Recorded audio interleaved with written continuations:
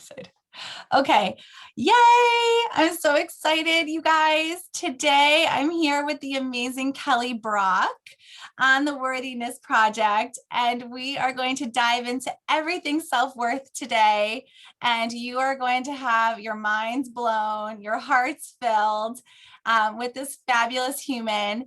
And before I even dive in, I'm going to let you guys hear from her, who she is, what her mission is, so you can really understand how and why this woman is so fabulous. So Kelly, totally up to you now.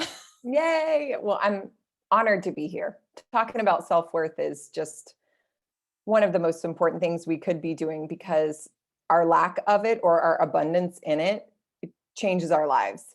And so I'm so happy to be here. A little bit about me. I was a top leader in network marketing for 10 years, on billboards, top trips leader. And I started to realize that this pursuit of high achievement was also this hustle for worthiness. There was a lot of disconnect in the life that I wanted, the way I wanted to feel about myself. And I started to have this exhaustion pace of chasing my worthiness. And so, about a year and a half ago, I walked away from that in order to pursue what I call the peaceful performer way.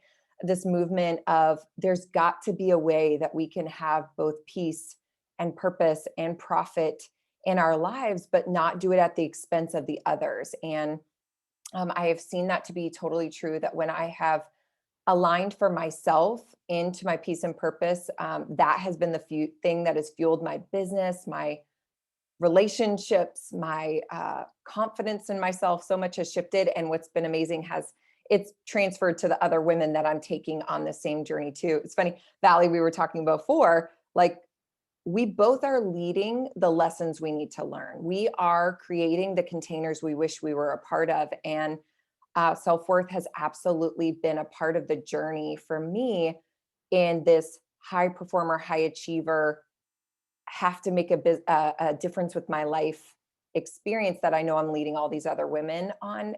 And I'm helping us find a way to do this without the expense of what matters most to us. So I'm honored to be here. I'm so happy you brought that up, because I just need everyone else to know, real quick, fun fact about us is how you never know people you're watching on social media and how they're impacting you. And I've been watching Kelly in a secret, non-creepy way for many years, okay, from just various areas of our other ways of our life. And then this past January, I had the blessing of just having a chat with her. And essentially that's why we're here today on this awesome podcast, is because she just encouraged me to dive into this. And here we are with the Worthiness Project. And I'm literally like sweating of gratitude because this woman is amazing. So I just needed everyone to know that little backstory, because I think it's just so important, where you never know who you're inspiring. And you do that with just such a grateful heart. So with that being said, I would love for you just to talk to us a little bit about why self-worth in this whole journey for you, your network marketing experience, now being a very influential business owner to many women, what and why self-worth why self-worth has been important to you in your life, especially. So one of the things that I love to talk about is the fact that we are whole humans.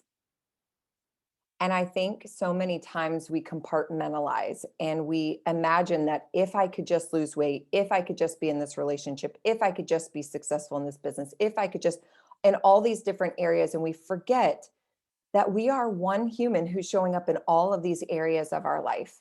Who am I taking into my marriage? Who am I taking into my motherhood? Who am I taking into my business? My humanness. And so if we don't have self-worth, if we don't know how to be in a relationship with ourselves where we are kind and compassionate and gentle and curious and open and willing to do the dance of leaning in on hard parts and learning to love ourselves in that process, we're going to keep finding ourselves feeling like a big fat loser.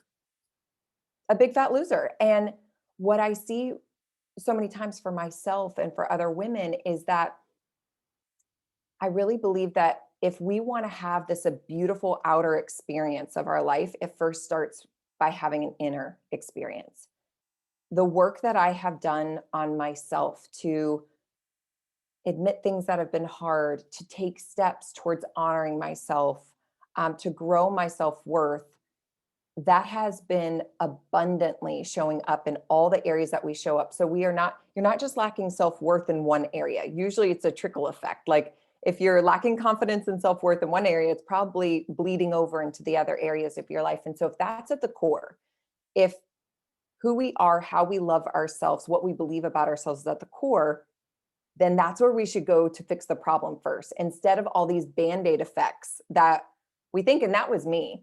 I mean, I was just like, if I just had this promotion or this position or this much money in the account, or if my husband would just act this way, or if I could just look like this, then I could be happy. The problem is I'm a go-getter. And I went and got some of those things, and I went and did some of those things. And then on the other side of finishing a goal, the other side of the money being in the account, the other side of my body looking a certain way, it was like, I'm still left with me. I'm still left with me. And it, for some reason, was not satisfying. And so what feels important to me, self-worth, is, for me, this is what I say, Valley, every single day I teach to the women in my programs. I'm chasing one thing. That's not true. I'm chasing two things. The first thing I'm chasing is I want these women to rest their heads on their pillows at night and say, I'm really doing it. Meaning today, I showed up in agreement, in alignment with how I would hope and expect I would be, that I loved myself, that I acted in agreement. That's what self-worth feels like to me. Self-worth feels like those moments where you go, I'm loving myself, holding myself, honoring myself through this human experience. And because of that, you feel more confident in showing up in all the different navigating that we have to do. Self-worth is this holding space with yourself. You're not chasing anything. You're in journey with yourself. It's huge.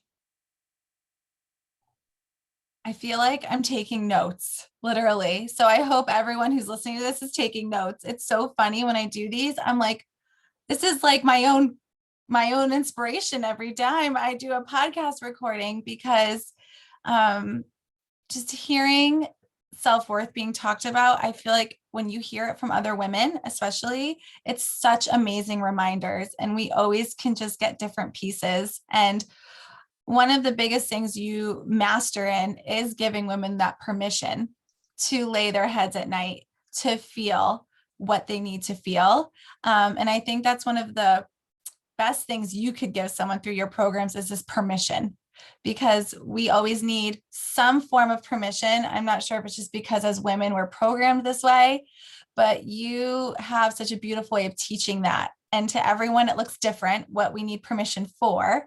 But when it comes down to self-worth, there's always just that element. So whoever is listening today, we are giving you permission to do what it is you need to do to get on this journey of self-worth. And hopefully you're getting lots of tidbits already. I mean, I'm like, mic drop. We can end the podcast right now after those two amazing things, Kelly. It's just so beautiful to hear you talk about these things, mainly because, like you had said, both you and I, one of the things I love about you too is that you always say you're just one step ahead of somebody in this journey. And I've always admired that, because that's how I've always been as a leader also personally, is being where somebody was maybe only two steps back, and knowing what they feel, not necessarily being perfect, but knowing what we're teaching is things that we have done. So therefore we know they work. And I think that's just so admirable also, as someone who is on a movement such as the one you're doing. So if you could kind of define self-worth, I know you talked about it already, why it's important to you, and you kind of did, but if someone was to say, what does Kelly Brock, what is her definition of self-worth? What would you say that would be? Self-worth to me, it feels like a couple things. But two major words that pop up for me in self-worth is honor and integrity. I think it's hard to have self-worth if we don't know what it is we want. So self-worth looks like knowing yourself and then being in alignment to that, honoring that in these tiny little moments. So your self-worth is when you're honoring and being in integrity with who you expect to be. For me, I feel like the biggest disconnect for myself and the women that I'm walking this journey with is there's a disconnect because our inner expectations of ourselves are not aligning with our lived circumstances.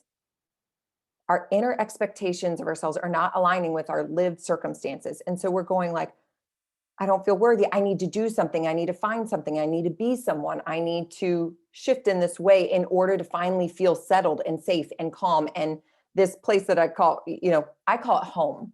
It's this moment where I'm just like, I'm home. It just feels right. It's this flow, sometimes people say. Self-worth grows and are these moments that you are in integrity with who you expect and hope to be, and you acted in agreement to that. So my self-worth used to look like who's praising me, what success did I have, who knows me, right? Who admires me? Are people complimenting me, right? Do people want to be around me, join me? Whatever that was. My self-worth was dependent on constantly hitting those marks for me to feel like I mattered. Well, guess what? When those things weren't happening, I felt like it didn't matter. So then what I have to do, I had to go rev up and chase it again. Now self-worth looks like this very internal conversation with myself. Like, what does the best version of you look like, Kelly? And how can you act in alignment to that today? Because whether people on social media know that I'm honoring myself, I'm the one who's sitting my head on my pillow at night going, you're doing it. I feel worthy. I feel loved. I feel in honor of myself. And that is this private and powerful experience that everyone, by the way, has access to. But if we keep chasing the other way, if we keep thinking it's one more thing we have to do or become, then we're constantly going to stay in that cycle of, and now I'm not enough again. Let me go find my worth one more time in these other things. So self-worth feels like honoring ourselves and being in integrity with that.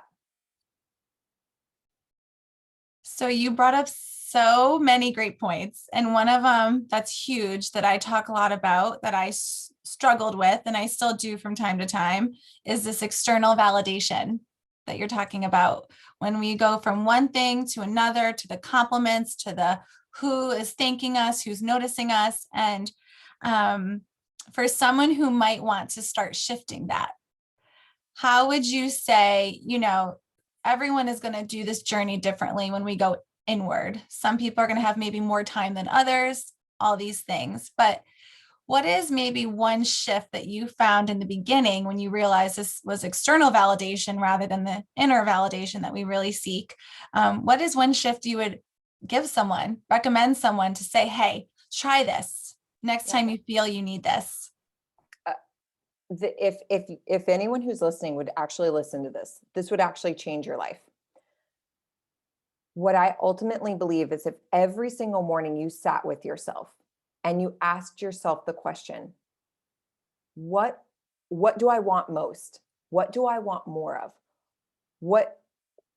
Ask yourself that big vision question. Well, I want more love and I want more laughter and I want more peace and I want more patience, or sit with your vision to say, okay, if I was to show up, this is what I take my clients through. I say 90 minutes, set it aside and write down in 10 years from now, if you were to show up as the best version of yourself, what would that look and feel like? And those are two key parts, because a lot of people go, I'd have a car and I'd be this position. And I'm like, whoa, no. Tell me about the scenes of your life. How did you wake up?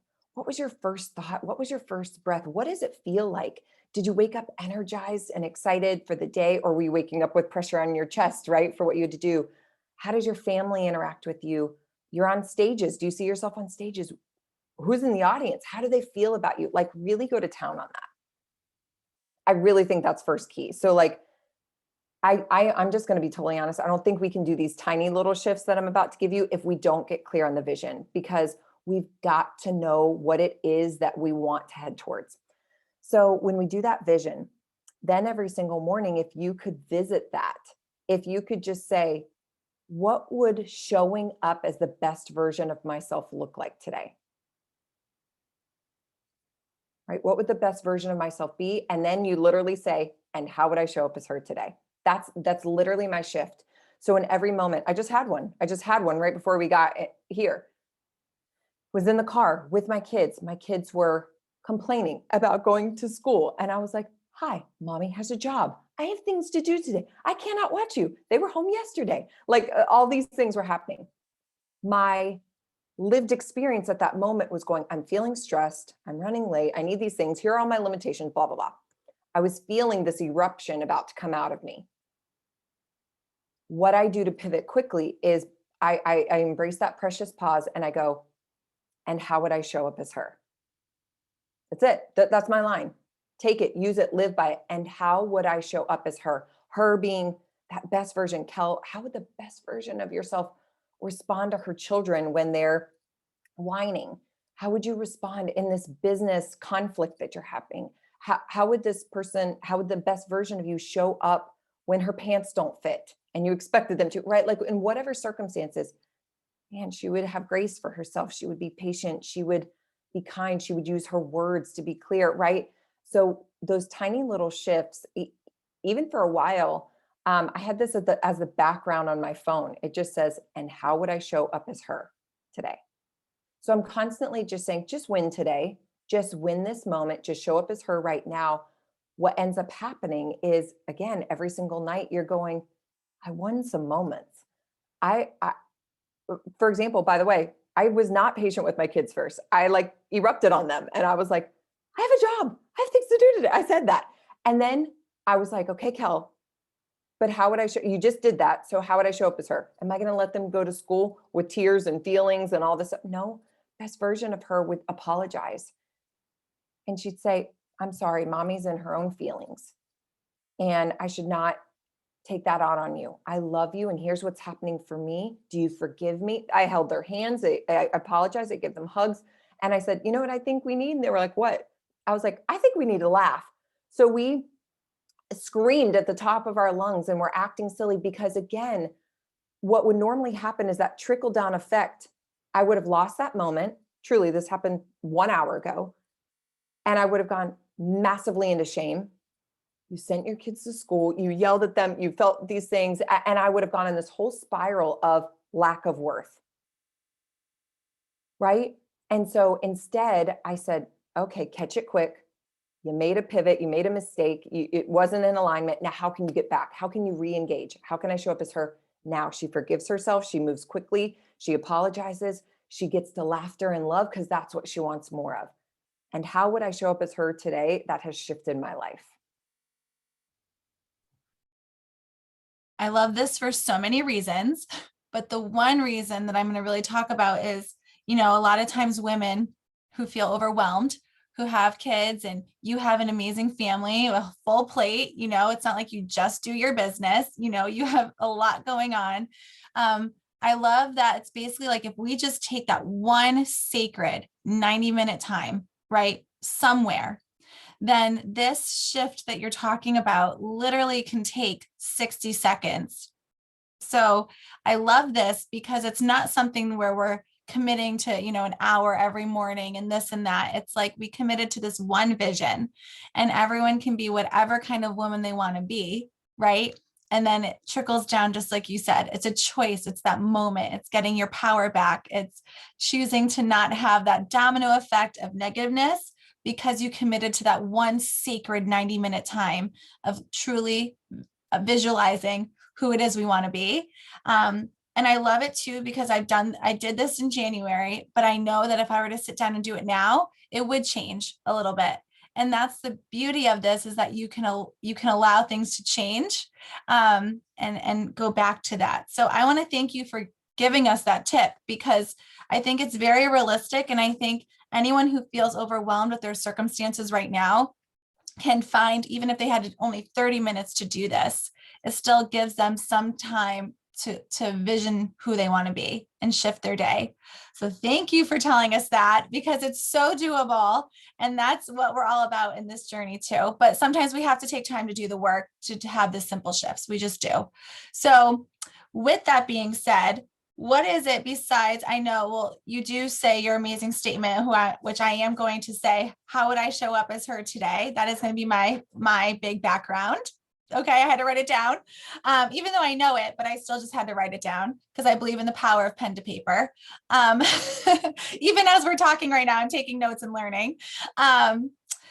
What is it besides maybe that, right, for yourself? So maybe before you're interacting with anyone in your household, or in between meetings, or in between clients, is there sometimes a thing that you need to do that tricks your brain to going back to that woman of worthiness? It's like a quick thing that you do on a daily basis to remind yourself of your worth to the place that you are right now.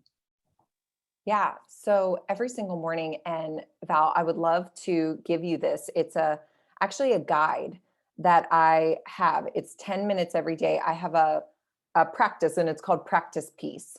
And I call it my peace posse. And this is anyone, whether they're in my programs or not. But what I do is every single morning for 10 minutes, I sit with my vision. I ask myself and answer a few powerful questions. And then I have gratitude. And those three things every single morning as a 10-minute practice, they really help align me for the day. So that's that bigger gesture every single morning, but it doesn't have to take a ton of time. Second practice that I've done, and listen, I want you to embrace the precious pause. I think so many women miss the moments that they could start honoring themselves, being in self-worth, because they were doing probably what I was doing. And I'm still getting in better practice of this. They're booking their days back to back to back to back to back to back to back. They have no consciousness in their day. They have no space before they walk into a room. And I actually heard this from Brendan Burchard one time. And I remember thinking like, that's crazy, until I started doing it, which is before he walks in a doorway, he pauses.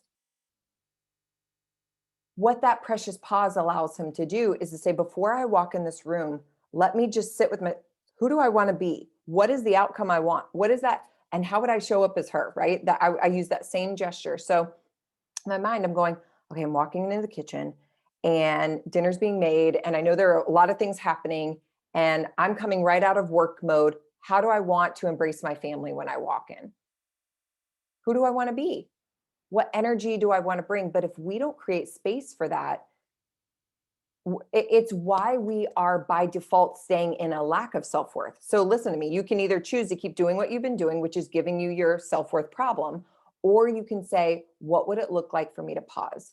Or what would it look like for, I did this before our call.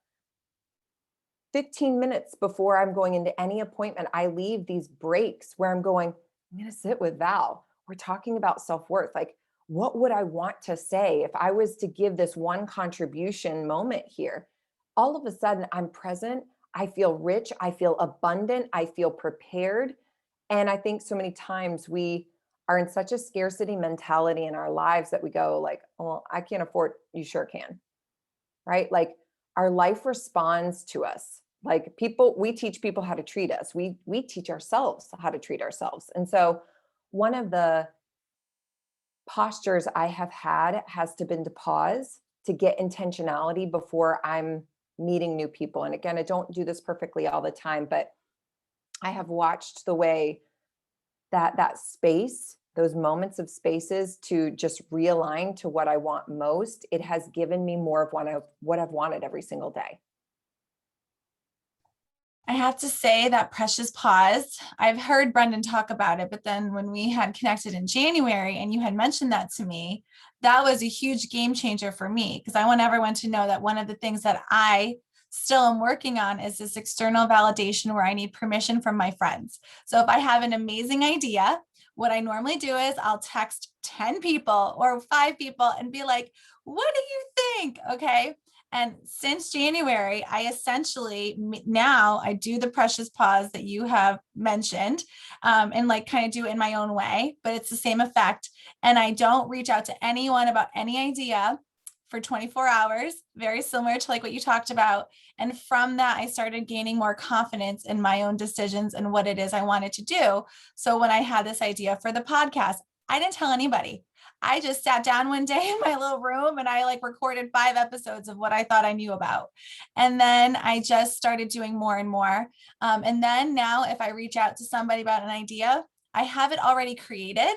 And instead of asking what they think, I say, hey, I made this, or hey, this is what I'm doing next, as a form of saying, I'm already proud of it. I'm already committed to it. But it's different. Obviously, if I need edits or I need opinions, that's different. I'm presenting it in a different way. So I'm not seeking validation anymore. So whoever is listening, this precious pause literally is life-changing, as long as you can just do it, because you start to have this evidence that you talk about and your subconscious mind starts to trust itself more and more. And you start to just have this amazing reminder. So it's such a quick, easy thing to pause before you do go into any situation. Yeah. And can I expand Yeah. on that? Because I remember us talking about it. And I was that same way. I was like, let me poll my friends. And if 7 out of 10 think it's a great idea, then I'll do it. And what every time that was doing, I want to make a definition for people. Identity, our identity is just who you repeatedly be. Your identity is who you repeatedly be. So if you want to repeatedly be someone new, you have to give new evidence to that. So every time Val and I were going, hey guys, I think I want to do this. Do you guys think it's great? I'm creating evidence of that I don't trust myself and I trust others more. I don't trust myself and I trust others more. I don't trust myself and I trust others more. So what's important is that you have to start to win back some of those moments, pause long enough to go, okay, what would it look like if I trusted myself first? Now let me do it again. Now let me do it again. Now let me do it again. And Val, I bet you're moving so much quicker through idea to execution than you ever have, because you've strung together months of these gestures of going like, I've had an idea, I've executed, it's worked out. I've had an idea, I've executed, it's worked out, or I've learned from it, right? Like what that's creating is that you by default now are believing that you're someone who can trust herself, that you can count on yourself. And that's where we feel this biggest disconnect, is that we go like, I don't know if I could handle it. I don't know if I could do my life without my friends or opinions or support or help or body looking this way or whatever. We get so afraid of trusting ourselves, but we've never given ourselves enough evidence to say, look at all this proof. Look at all this proof that I've made it, that I love myself. I think so many times I always say, like, if they aren't carrying the weight of your world, they don't get to tell you how to carry it. And I, for so long, was going, love me, admire me, count on me, tell me I'm worth it, right? External validation. And I was going home to this internal home world, life for myself, but even my home, where I was going, why am I making decisions based on people who don't have my money, who don't make decisions in my home, who aren't in my marriage, who aren't parenting my kids, who aren't running my business, who aren't the leader of this team, right? So all of a sudden it was like, oh shoot, like I'm the only one who knows what this feels like and has to live with it. And if I'm the only one who has to live with it, I'm the one who has to be the one to make the decisions that feel right and aligned for me. And that was tough. I don't know where the women on the journey are with you, but when I finally started asking myself some questions, I was shocked that I had no idea what I wanted. I was like, I remember being like, what do you want most? I was like, I don't know. Like, you can have anything you want. You could dream your best life. What would you want? And I was like, I don't know. Why don't I know what I want, what I need, what I feel? Why? I remember my husband would like fight with me and be like, what do I do? And I'm like, I don't know, but you are pissing me off, right? Like, so that is sure, right? Or I would be frustrated with my team dynamic. And I'd be like, what's the problem? Like, I don't know. The problem is I was not sitting asking myself questions enough to be in relationship with myself. Man, this practice that I'm going to give you guys, please get it. Because what it has done is it has allowed me, our life is an answer to the questions we ask of it. Our life is an answer to the questions we ask it. So when we ask a question, like a weak question, like, what's wrong with me? Guess what we find? A million reasons of what's wrong with us, right? Or if we say, what do I want most? And how would I show up as her today? Man, well, guess what? Here, all the answers come to that. So being in that practice with yourself of asking questions, my confidence, I don't get me wrong, I get scared. I am afraid. I am human. You guys heard it. I yelled at my kids this morning. I'm not perfect. Shoot, I hate it. I want to be, I want to arrive. But that's not the point. Arriving is not the point. Evolving is. And giving yourself permission to say, I am in first relationship with myself. And how can I honor this human experience today? How could I love myself through it? What would it look like to honor it and be in agreement to that? Every single day you start to win these days that you're not waiting to arrive to love yourself. You're going, I loved myself today. And then I loved myself yesterday. And I loved myself again one more time. Our life is just an accumulation of the memories and experiences and feelings we've been a part of. And so if we keep chasing this one day mentality of loving ourselves, we have missed all these moments that we lived and experienced and had fullness for us that we missed. And so I'm just such an advocate of this personal daily self-awareness experience, because I was not conscious to that for the first 32 years of my life. I just wasn't. And when I found out about it, I was like, oh, that's what I'd been missing this whole time. And so if I can help someone else wake up to that, man, that would mean a million things to me. There's so much there, so much there. And it's so great because for anyone that's in a business that's like direct marketing or wanting a promotion or just, does other things, I think the most important thing is to remember to always be present and to ask ourselves those present questions. And one of the most things that I loved from your Anxious Achiever program that I finally finished was the visioneering, because I think, as someone who has been around and been to all these conferences and I still was like, I don't know what I want.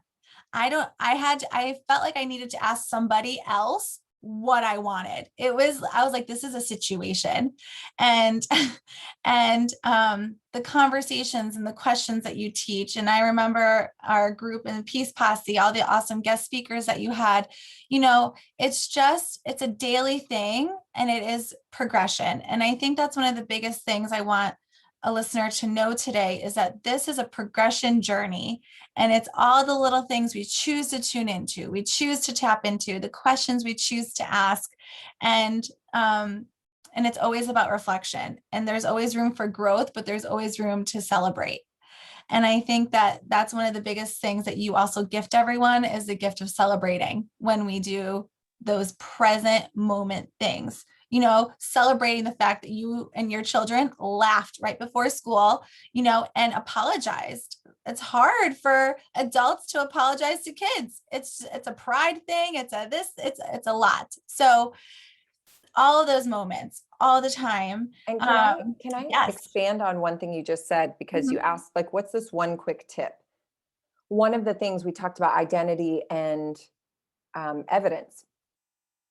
When you're struggling with your self-worth, you need new evidence for your growth into your worth. And so I started journaling 2 things at night. Every single night, I have a little journal just right beside my nightstand or on my nightstand. And I answered 2 things. Where did I lean in today? Where did I light up? Because at one point I was like, I don't know what I want, and I don't know what excites me, and I don't know what I should do next with my life. So I started documenting that. Where were some moments like, oh my gosh, I was on a podcast with Val today and we talked about self-worth and it gave me so much energy. I want to do more of that. Let me just write that down. That was something. There's something about that. The second thing is so important is I answer the question, and how did I show up as her today? I need to celebrate the fact that, like, Kel, you didn't let that moment with your kids run away from you, because I'm quick to shame, I'm quick to spiral, and that's a pattern I have. So what I did was I won that moment back. I was like, you laughed, you quickly apologized, you did these things. And so I'm creating this real physical evidence of that I'm embodying who I want to be. Imagine if you did that 7 days a week. What were some of the moments? Guess what? What if there weren't any moments that day? You could say, I'm here right now answering this. I'm someone who's following through. I'm someone who's being accountable to herself, even when I didn't win the day today. Awesome. That's huge. Do you know how many people don't reflect and aren't accountable? You're literally probably in the top 5% of the whole entire world by having that habit of accountability. And so that has been a shift for me, is not running from myself, not avoiding myself, not hiding from the hard things, but being accountable and honest and truthful. It's been the biggest self-worth to hold space for myself as I've grown too. It's so funny because I was looking at my questions. So I'm like, quick tip. I'm like, she already answered that. That's amazing. And then you had said, let me just give a quick tip. And I'm like, we're so aligned right now. It's absolutely amazing. And I mean, everything, Kelly, that you shared today, and the reason I wanted to chime in some of the times of what I implemented is because I wanted everyone to know is that from just the small pieces that might seem small to you sharing are huge for someone who actually is listening to what you're saying, taking the time to do what you're talking about, because I did it. I did it after we chatted in January, and I'm still working on things. And I'm proud to say that, because I think if you're with somebody who's not working on things that they're talking about, like that's a situation, right? But I'm saying this because everything that you have gone through, you have shown up for yourself first, which is always hard, and then been very transparent about that journey. And I think sometimes we need more transparency on social media as women, because it's more like we need to collect, not compare. I love that phrase. And be able to collect ideas from all these women that maybe we admire to better our lives. So I just want to thank you so much. Literally, I'm like, heart is like this. Okay. Of gratitude. It's mutual. It's mutual. So thank you so much, Kelly, for being on. And I can't wait. I hope whoever is listening to this is going to need to rewind, because they didn't know that they needed a notebook. They didn't know that they didn't know their lives are about to change after this episode. So thank you for bringing everything you brought today. My honor. I always say my goal is to just be a deposit. Like, I always hope that there's this moment that I mattered in people's lives, that this was a shift for them and it was a part of their unlocking. So I hope it was that for your listeners too. So thanks for having me on.